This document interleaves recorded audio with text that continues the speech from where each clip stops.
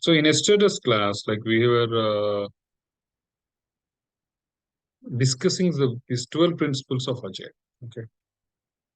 Actually, those who have not attended for whom like this is the first session or second session, we have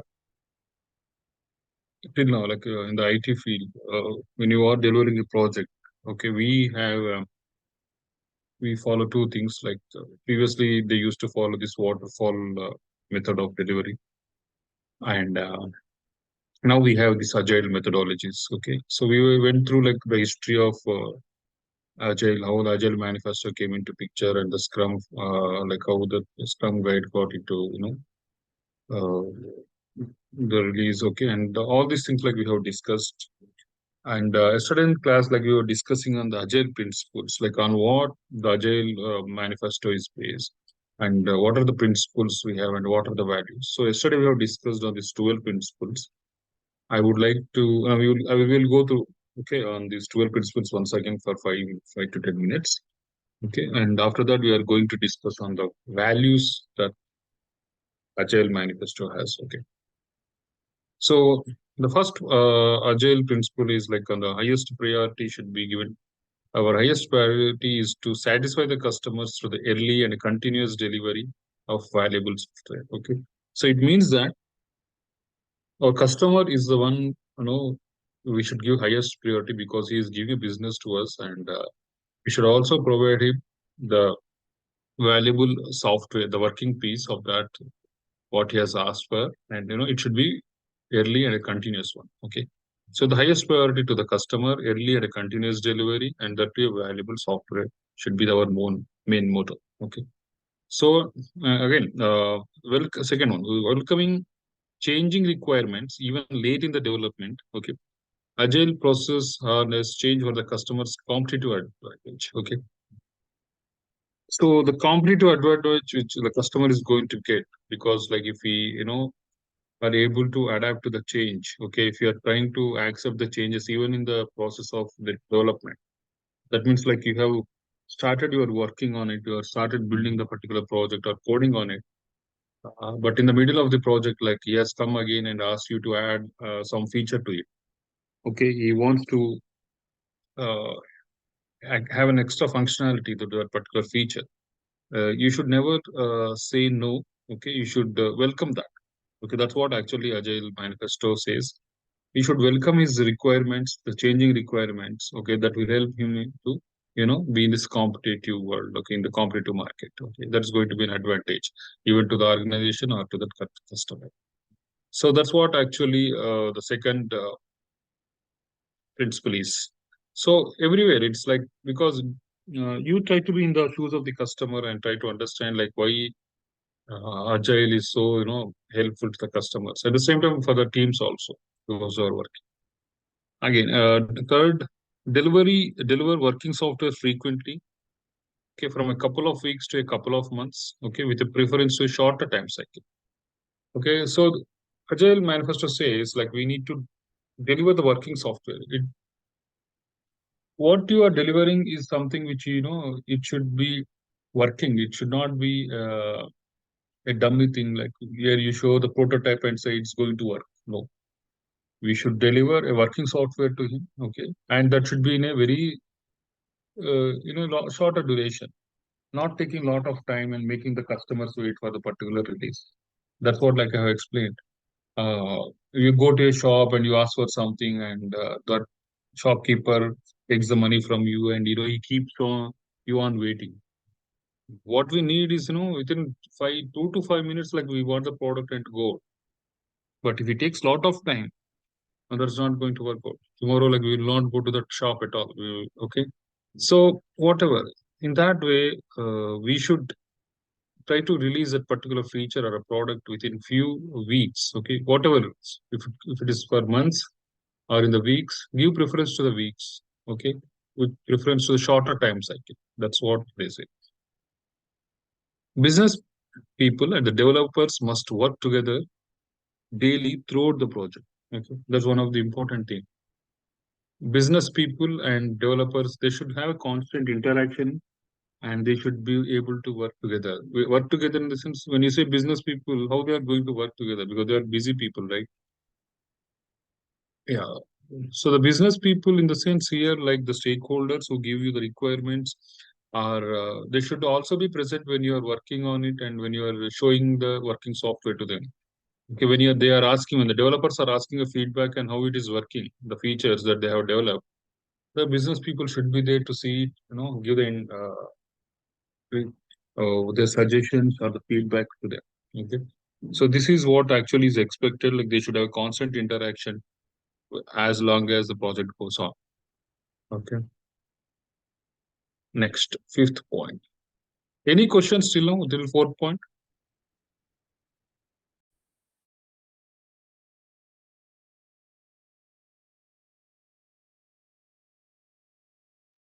Any questions? Any doubts? I mean, any No, clarification? no, Simha.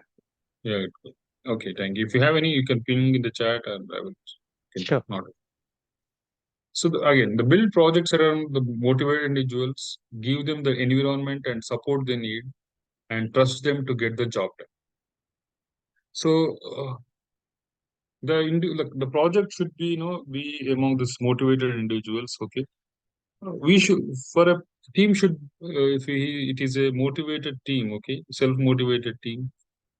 First of all, you as an organization, you should create that environment. Okay, you should give them what the support they need.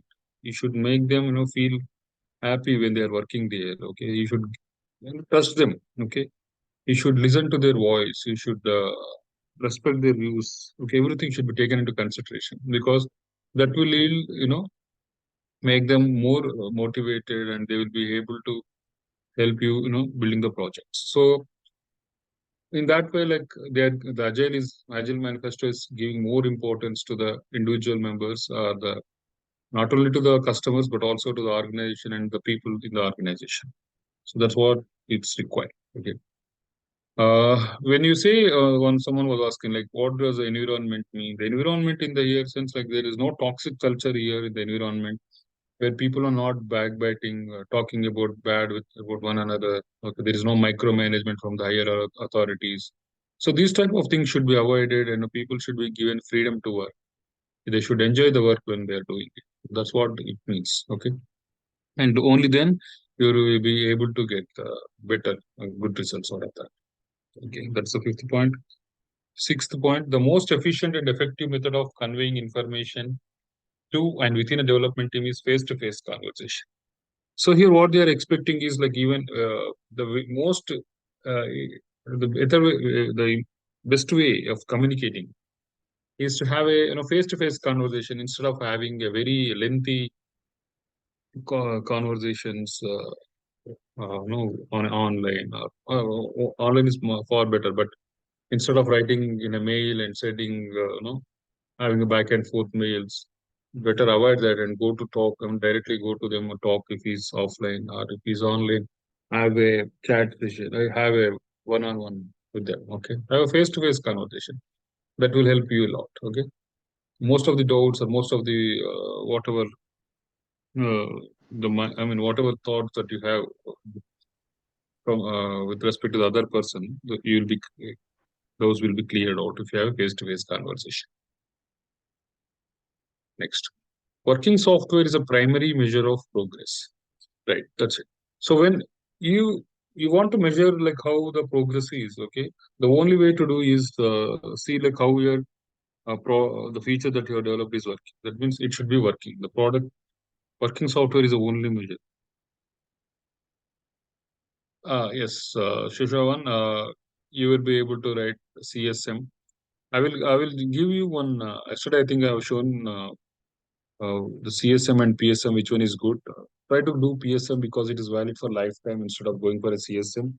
CSM should be taken from it should be from a certified Scrum Master trainer, which is going to be conducted by the Scrum Alliance, and it's going to be a 2 day session somewhere in the outside the hotel. Okay, okay, that should be done there.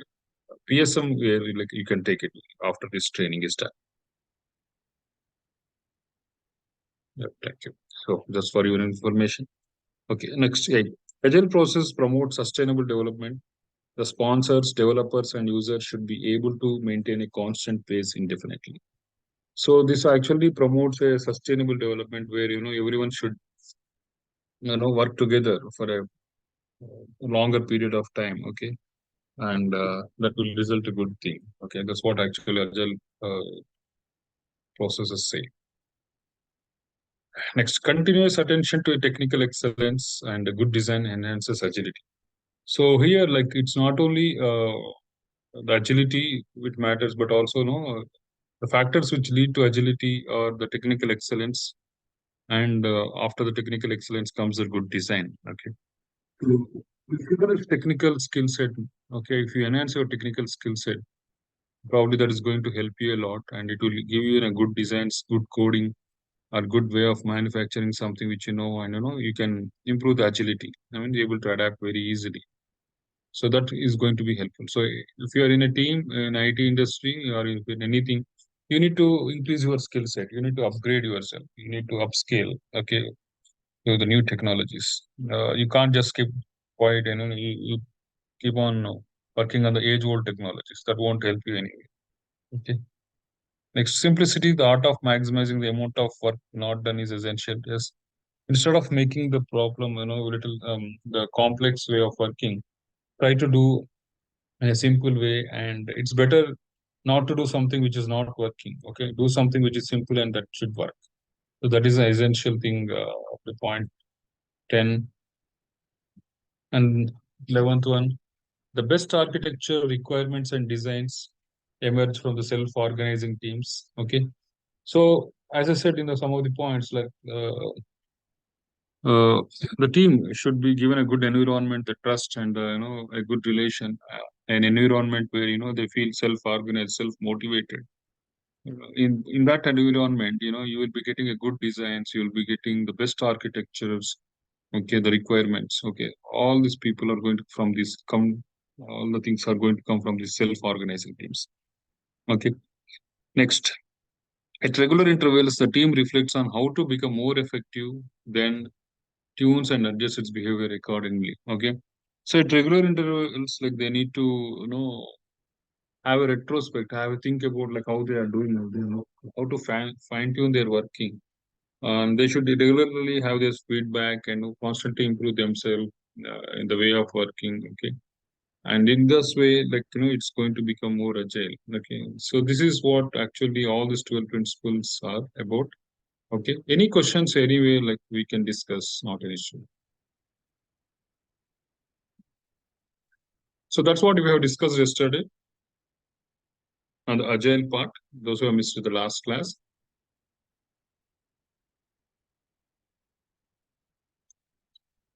Okay. We are just going to discuss on. Yeah, okay, Shashikar, thank you. So we will discuss on the four values. See, 12 principles, four values for agile manifesto. These are very important things. Of course, we can't remember all the 12 principles in the for any interview or for any question or any examination point of view. But if you have I mean, at least an idea like what it is talking about. Okay, that will be more. At least you try to remember two to three. That's more than enough. But don't by heart it. I mean, don't try to mug it up. Have always have one correlate that to your daily day-to-day life examples. That will help. Okay, fine. The next question, next is the four values of the Agile Manifesto. We are going to discuss in detail. Okay, individuals and interaction over processes and tools. Okay. So we will have one small here. What do you mean by this processes and tools? Okay. And individuals and interaction. See, the Agile Manifesto is giving more importance to the individuals. Okay. It is going more importance to the people who are working on that particular project. So it could be the members of the team or who are working on that particular project. It could be anyone who is related to that particular project, the individuals or those people. Okay. And the interactions which is happening in between them. Okay. If the interactions are not good, okay, if the not a good environment is existing, okay, among the individuals over there, then that is not going to give you a better result. Okay. So they give more importance, or it should be given more importance.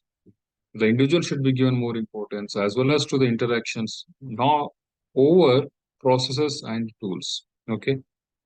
See here, let's discuss. Agile is not saying like we should not have process. Neither it is denying that we should not. It's not saying that tools are not important. Tools are important. Processes are important, but give more weightage to the individuals and interactions. Okay, got it. So it's not that there's one process in your company which says you should follow this particular process and get the work done. It is not saying to not to do that, but okay, God, like we should give the importance to those people and those interactions than on these rigid principles, rigid formulas, rigid type of things that doesn't add any value and it's simple waste of time. Okay. And tools also. Like there are certain tools which are not at all required. Okay. Yet if they are force you to use the tools, okay, it's of no use at all. Okay. So that's what they say. Instead of that, whichever that is required for your project, make use of only those things. Okay, those type of things are that's what actually the agile is going to say. I do remember in one of our companies, like we were asked to do certain certification, which is quite irrelevant. Okay, but that is a process we have to do because that is a process how it runs in that company. It doesn't. I mean, until now, I didn't make use of any, any. I didn't get any benefit of doing that particular certification. But it is said like because if you're in that organization, you have to do this particular session. I did, but it didn't add any value to me or till now into my career. Whatever, I have got a good learning experience, but it's a waste of time during that particular period.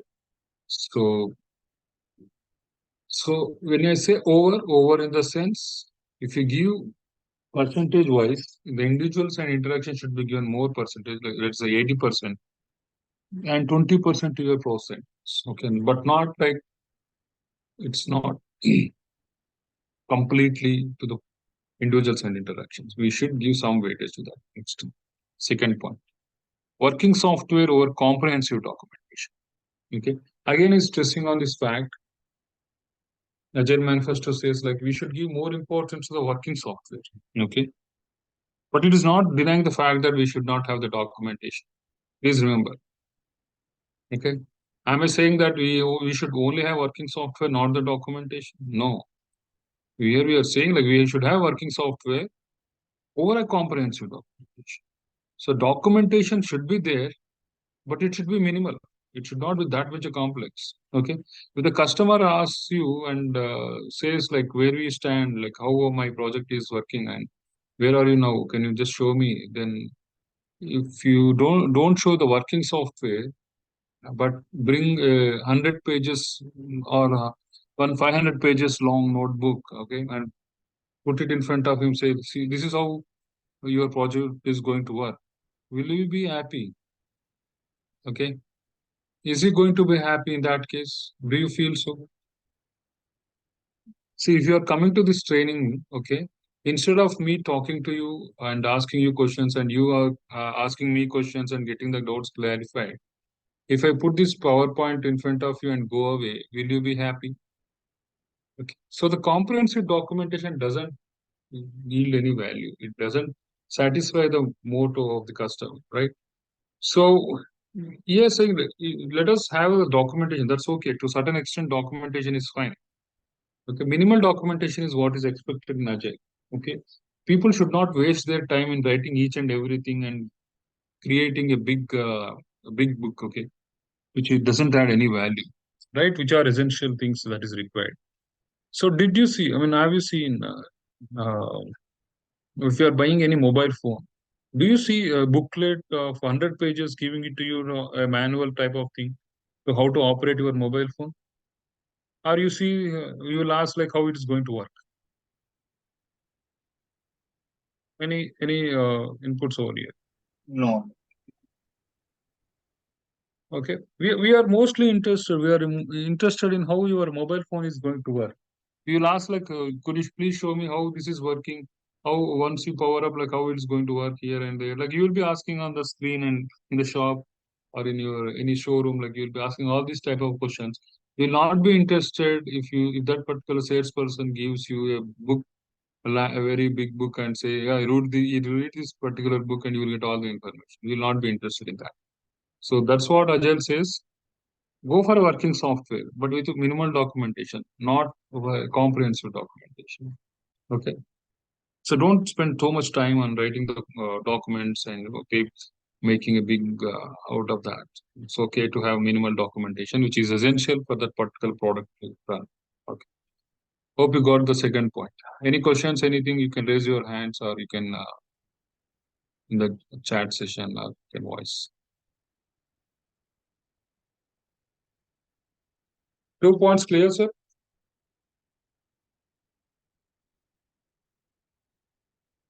Okay.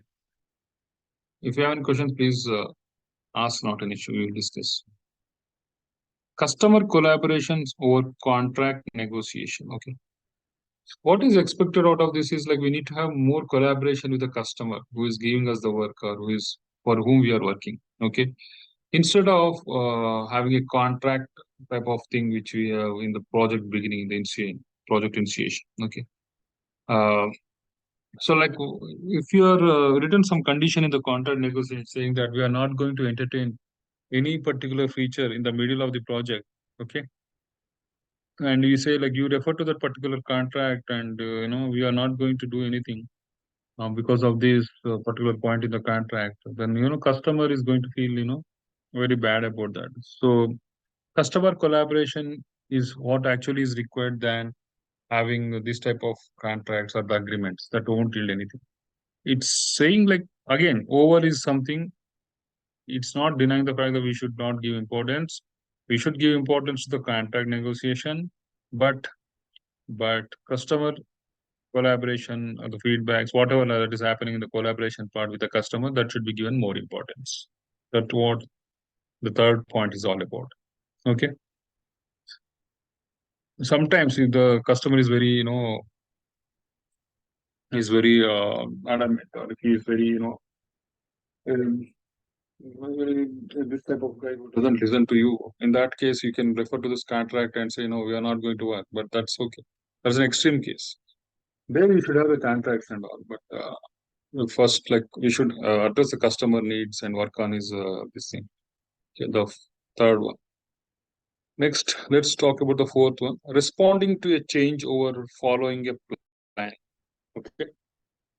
So if there is any change that has to be incorporated in a particular, I mean, when the project is going on, okay, in the particular sprint in the Scrum, okay, you should be ready to take that or welcome that particular change or respond to that particular change first of all. Then saying like you need to follow your plan. You should never say like you need to follow a plan and we are going to follow that particular plan. Then only we are going to address a particular change and all. Okay. So those rules will be there as it is. I mean, in the plan, like you are going to have all this type of plan, rules and regulations and everything. But first of all, we should respond to that. Say that okay, we are going to see into this. Probably, if not in this particular sprint, well, the sprint is for 2 weeks duration. If not in this particular 2 weeks duration, probably we will going to accommodate in the next sprint. That's what you need to respond first of all. Okay. Then you see like how we are going to go with the particular plan. Okay. So that's what actually it is said in the 4 values. So we are giving the utmost importance to the customers here, to the individuals, okay, and to the working software than on whatever the processes, tools, and the documentations and the contract things. Okay. We remember when we are doing this waterfall way of working, okay, we used to have a, even the coders used to write as a pseudocode.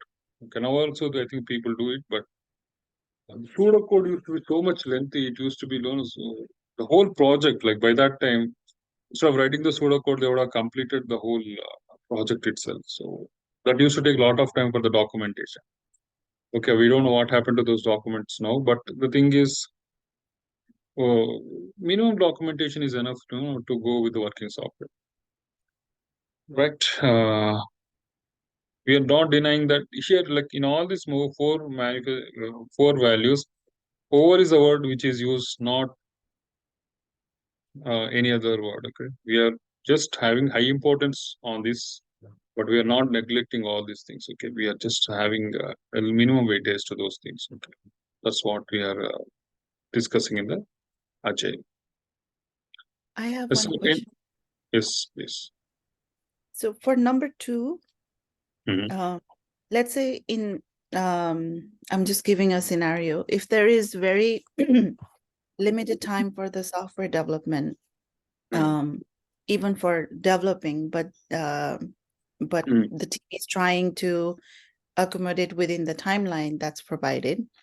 How much minimum documentation would you say that is needed, or they should? Yeah, I mean, yes. I mean to say, like,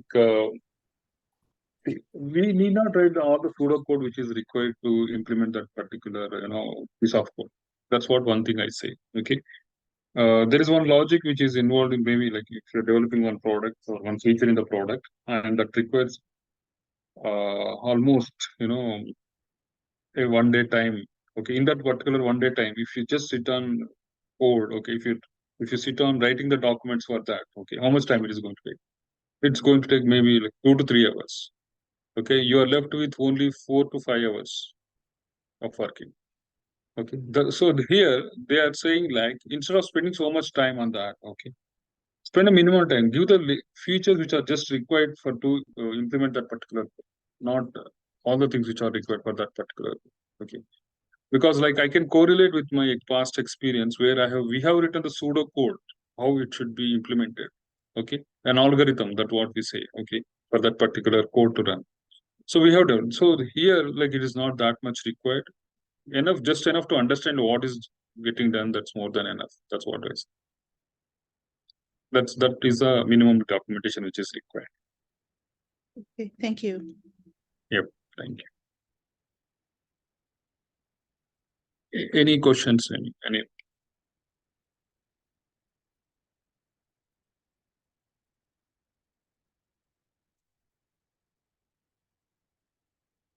Okay. Yes, fine, nice. We'll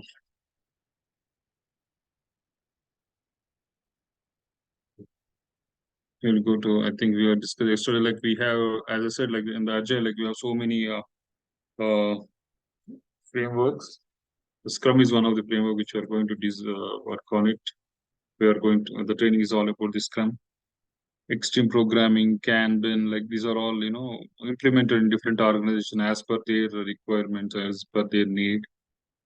It's up to them with what they are taking. There is nothing wrong in learning and having a knowledge on this one, but as of now, like the whole training is going to be on the Scrum. Okay. Okay, fine.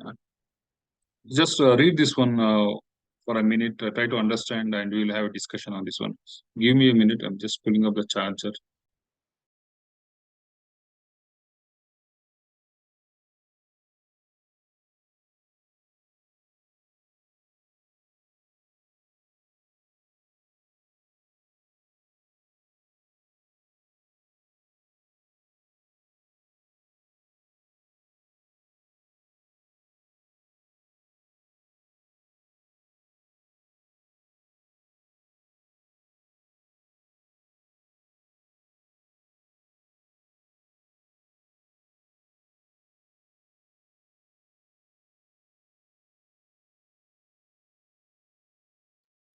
Okay. Are you able to view the slide, right? You are able to.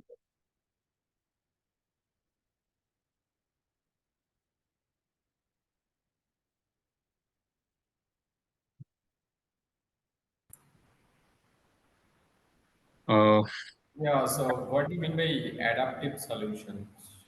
Yes, yes, yes, yes. And we are going to discuss everything on this one. Yeah, So, whatever I'm reading, the definition is from the Scrum Guide. I think in the last few classes, I have given a link to download the Scrum Guide. Okay. Do you all have that? I mean, if not, you try to download that from the scrum.org. I will just give you the link also now. 1 minute.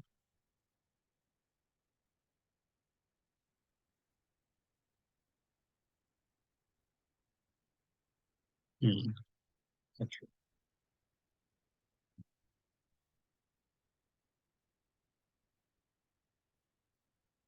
Okay, those who have not downloaded, please download it from here.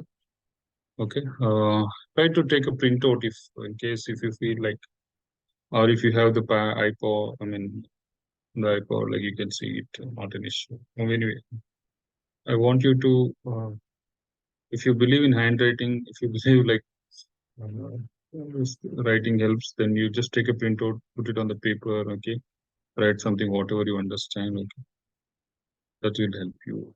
Okay, so fine. Okay, the Scrum definition is, okay, Scrum is a lightweight framework that helps people, teams, and organizations generate value through adaptive solutions for a complex problems. Okay, right. So what it is actually, it is a lightweight framework. Okay, it is a lightweight. It's not a very complex one. Okay, that means like anyone can understand very easily. It is not made so complex. Okay, it's a very lightweight, easy to understand, easy to carry. Carry I can't say because it has something like weight and all, but it means like you can easily understand. That's what it says. Okay, it's a lightweight framework. Now that is going to help the people. Okay, people in the sense the customers or the teams who are working on the particular project and the organizations, those who are doing it or those who are adapting it. Okay, and by how like they are able to deliver a value. Okay, through adaptive solutions for complex problems. Okay, they have a very big complex problem, and okay, they are trying to provide a solution to them, but that solution is not a straightforward or it's a rigid solution. Okay, it's not a one way solution, but it is an adaptive solution. Adaptive in the sense you can change, you can adapt to that. Okay, that means the solution can be changed as per the need, as per the feedback from the customer, or as per the need of the market conditions. You can provide a solution to that. Okay, so if the that's what adaptive means, like you can able to adapt to that particular thing. Okay, if there is a changing requirement which is coming in between, okay, you can adapt to that, you can give a solution to that. Okay, so in that way, for any complex problem, okay, we are going to divide that particular complex problem into a smaller problems, okay, and provide the solution to those problems. Okay, in which we can easily adjust to it as per the customer needs or as per the market standards, whatever. So that is what is called adaptive solution. Anything that did you get it? I mean,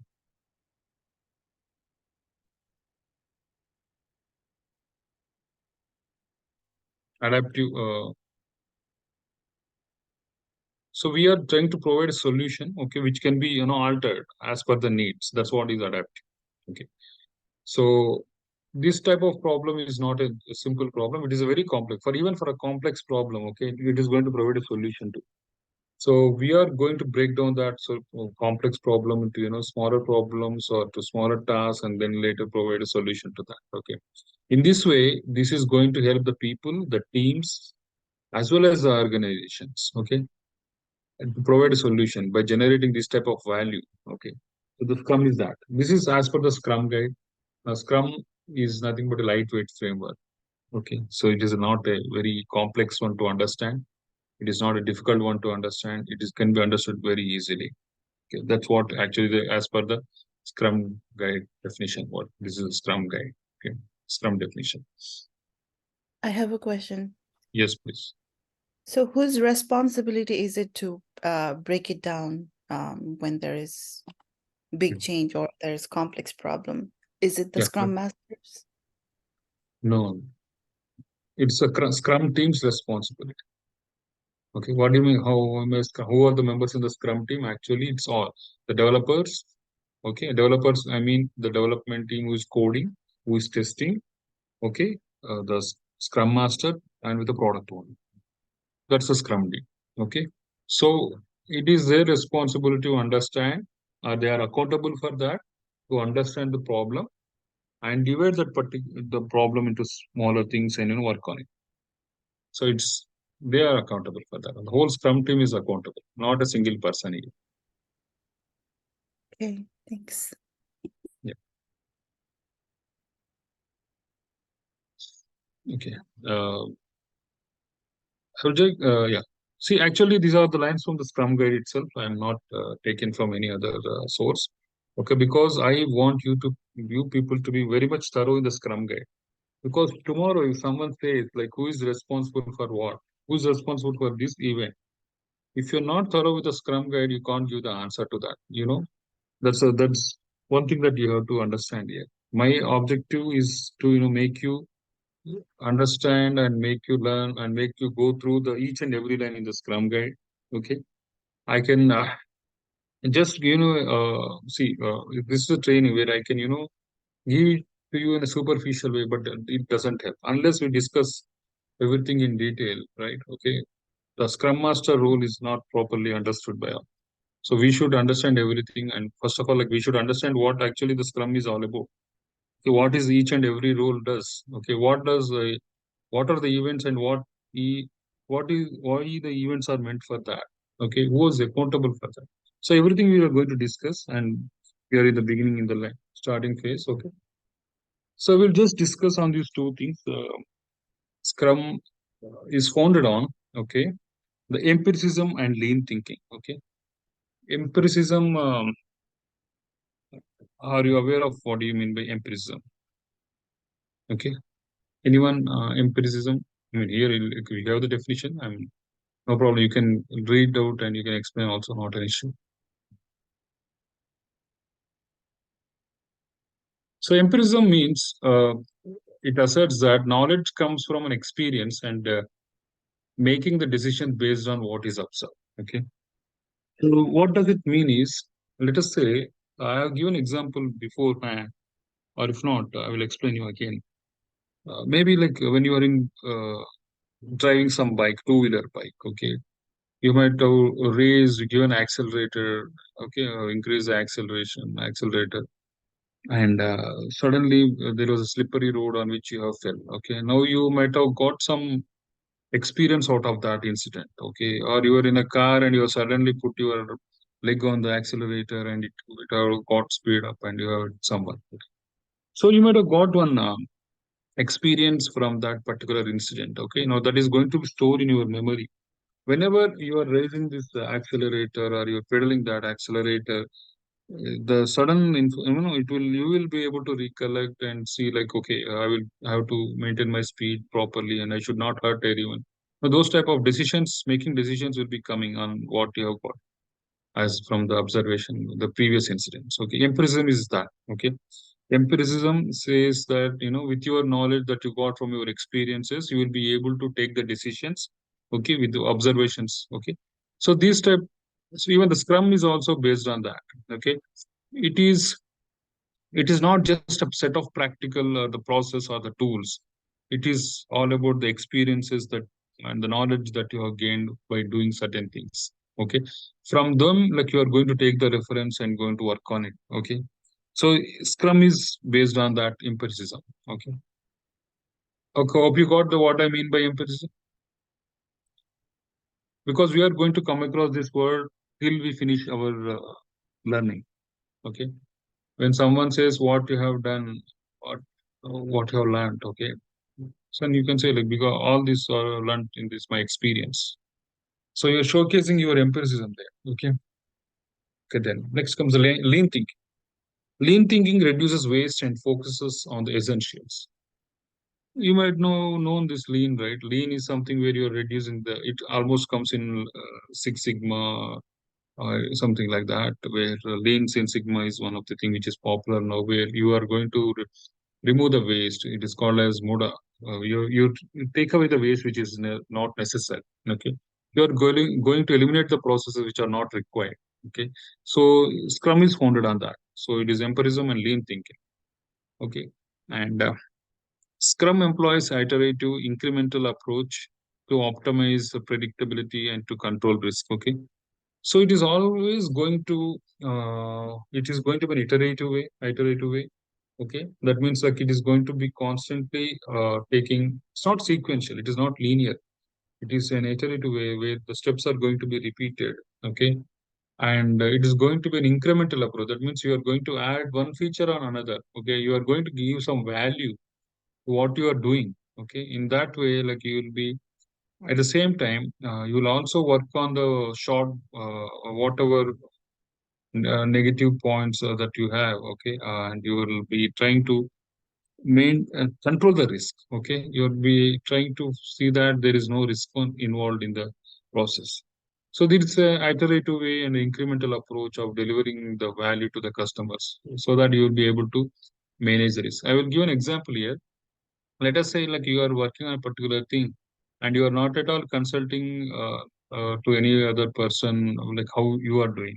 Okay, let us say I think we are given a scenario 1 and 2 of cooking, where in the scenario 2, like the kid was cooking as per her mom's instruction, and he was asking her mom like where is this, okay, the ingredients are correct, or should I add something on that kitchen, and he was asking all these things for the dish. And because of that asking this, because of his adaptability, okay, because of his taking the feedbacks, okay, because of his empiricism with the knowledge that he got, okay, he's able to adjust and he was able to mitigate or control the risk to a certain extent. If you take in the scenario one where he didn't consult his mother or any person who he given task, and he was doing on his own, never uptake, taking the feedback from any of them. No, there was a lot of risk involved and a lot of time went waste, lot of resources gone waste. Everything was a risk. Okay, there was no way of controlling the risk. So Scrum employs in the same way. Okay, it will try to do control the risk in that way. That's what actually Scrum does. Okay, so what does Scrum do again? Scrum engages groups of people. I'm in this line. Group of people who collectively have all the skills and expertise to do the work and share or acquire such skills as needed. Okay. Now, Scrum is going to encourage or it is going to engage only the people who are good at doing something. Okay. If you are not going to engage those people who are not good at those skills, then it's a real waste of time. Okay. You are you are utterly wasting your energy, your skills, whatever. I mean, the resources, money, time, and all. Okay, and the organization's time. Okay, so we need to focus, or if you're trying to hire some people, you should hire those people who are good at doing those skills. Okay, there's nothing wrong in upskilling or giving them the technical knowledge or having the KT sessions, but we should make sure that they are able to work on it. Okay, so collectively they should have all the skills which are required. Let us say the development team is working and a Java, and tomorrow, like we are getting a project which needs something to work on React JS or UI UX, whatever. So these people should either learn it, they should able to upskill, or we need to take those people outside this team who are good at that, okay, and engage them here. So that should be our decision, because we are working for an organization, and and we are working for an organization at the same time to the customer. So we should see that how we are able to deliver the particular project. Okay, and we should also give a good environment to those team members. Okay, we should provide try to make them acquire these new skills and train them on that. So that's what actually is done in the Scrum. Okay, so any questions on this particular this?